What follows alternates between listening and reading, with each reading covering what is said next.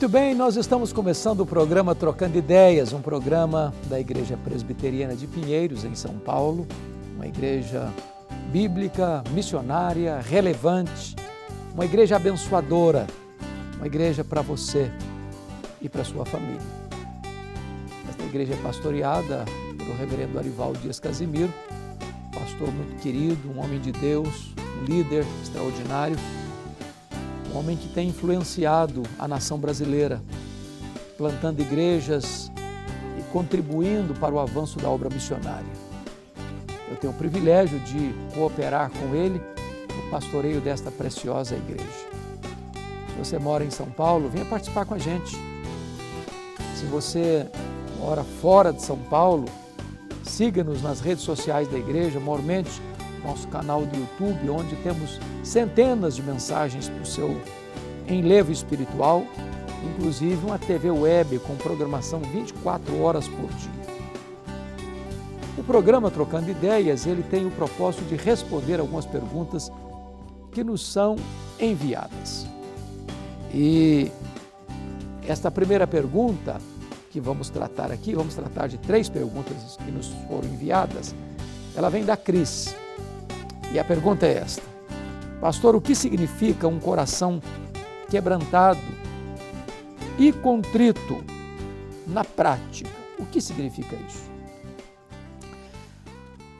Bom, Cris, quando a Bíblia fala de coração quebrantado e contrito, ela está falando daquela pessoa que, ao reconhecer o seu erro, o seu pecado, não tenta se justificar, não tenta transferir a culpa desse erro, desse pecado para outrem, não endurece a sua cerviz, nariz empinado, peito estufado, achando que ele não cometeu nada de errado.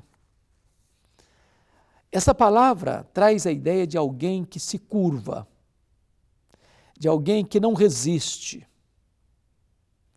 de alguém que admite o seu erro, confessa o seu erro, está triste por causa do seu erro, está pronto a abandonar o seu erro.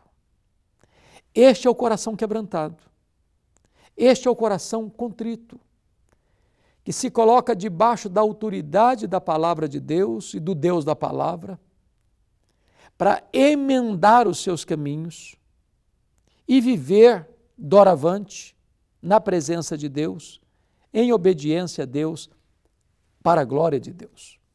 Esta é a marca de uma pessoa verdadeiramente quebrantada. Não é aquela que nunca errou, é aquela que, ao pecar, ao errar, se humilha, se arrepende e volta à prática das primeiras obras, volta ao primeiro amor, volta à intimidade com Deus.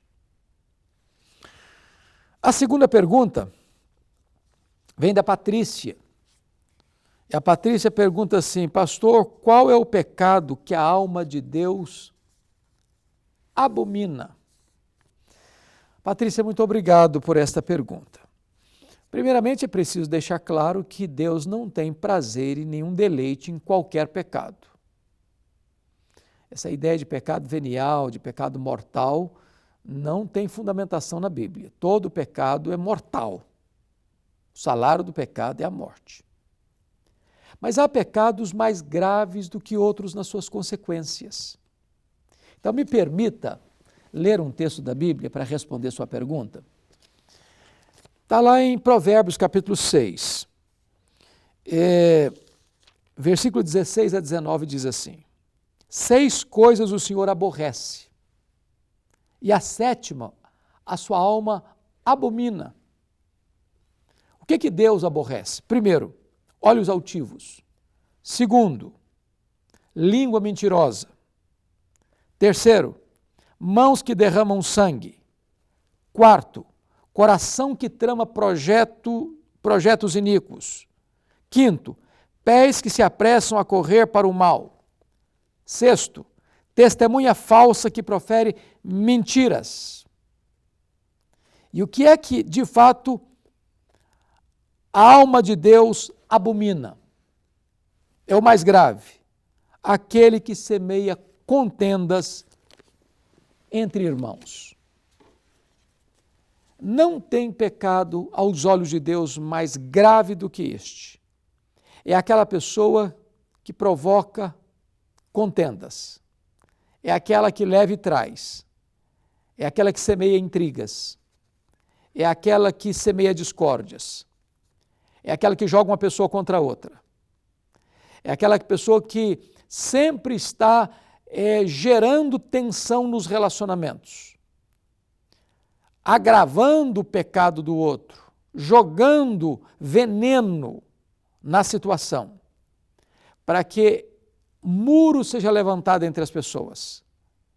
Relacionamentos estáveis, de harmonia e amizade, sejam quebrados e as pessoas se tornem inimigas. Esta pessoa que espalha contendas entre irmãos, Deus abomina isso. Deus repudia isso. Porque o papel nosso, a Bíblia diz, é de sermos pacificadores. Bem-aventurados os pacificadores, porque eles serão chamados filhos de Deus. A Bíblia diz que quando Deus nos salvou, Ele nos deu um ministério, o ministério da reconciliação. Nosso papel não é cavar abismos entre as pessoas. O nosso papel é construir pontes de amor, de amizade, de carinho, de afeto e de cuidado, para que nós possamos resplandecer a beleza de Cristo. Deus nos amou e Deus provou o seu amor por nós, dando o seu Filho para morrer por nós. O nosso papel é amar e dar a nossa vida pelo irmão, em vez de jogar um irmão contra o outro. Este é o pecado que mais a alma de Deus abomina. Pois bem, vamos agora à última pergunta do nosso programa. Pastor, o dízimo, esta pergunta vem do Jaci Oliveira. Pastor, o dízimo tem sido uma doutrina combatida hoje. Qual é a base bíblica para o dízimo? Bom, Jaci, obrigado, muito obrigado pela sua pergunta. De fato, você tem toda a razão. Talvez não tenha uma verdade bíblica mais combatida hoje do que os dízimos e as ofertas. Até tese de doutorado contra o dízimo. As pessoas que não são dizimistas são contra o dízimo. Eu nunca vi uma pessoa dizimista contra o dízimo, mas quem não é dizimista é contra, porque mexe com o bolso. Alguns dizem, não, mas o dízimo é da lei. Não, Abraão pagou o dízimo a Melquisedeque 400 anos antes da lei. Aliás, Abraão, como pai da família israelita, o pai dos judeus, pagou o dízimo a Melquisedeque. E Levi, da tribo de Levi, estavam nos lombos de Abraão, quando Abraão pagou o dízimo a Melquisedeque, antes da lei ser estabelecida. O dízimo está na lei, claro. E o dízimo é depois da lei. Hoje, nós não temos mais a tribo de Levi. Nós não temos mais o sistema sacerdotal levítico. Mas o nosso Redentor não vem da tribo de Levi, ele vem da tribo de Judá. E ele é sumo sacerdote da ordem de Melquisedeque. Assim como Abraão, o pai dos crentes, pagou o dízimo a Melquisedeque, nós, os filhos de Abraão, pagamos o dízimo àquele de quem se testifica que vive. O que Jesus condenou lá em Mateus 23, não foi o dízimo, foi a prática errada do dízimo. Ai de vós, escribas e fariseus, porque dais o dízimo do endro, da hortelã e do cominho, e negligenciais o principal da lei, o exercício da misericórdia, da justiça e da fé. Devias fazer essas coisas sem omitir aquelas. O que Jesus está dizendo é o seguinte: você deve exercer justiça, misericórdia e fé sem omitir os dízimos. Ninguém está dispensado do dízimo porque é da lei, como não está dispensado da justiça, da misericórdia e da fé, porque também são da lei. Devemos fazer uma coisa e fazer a outra. Quem é dizimista tem muito prazer em sê-lo, honrar a Deus. trazer as primícias para Deus, sabendo de que nós somos sustentados por Deus. Ele é o nosso provedor. O dízimo é muito mais do que uma cifra de 10%. O dízimo é um emblema da nossa fidelidade a Deus. Este é o programa Trocando Ideias. E eu estou aqui para dizer que se você tem sua pergunta, encaminhe para nós teremos muito prazer em respondê-la.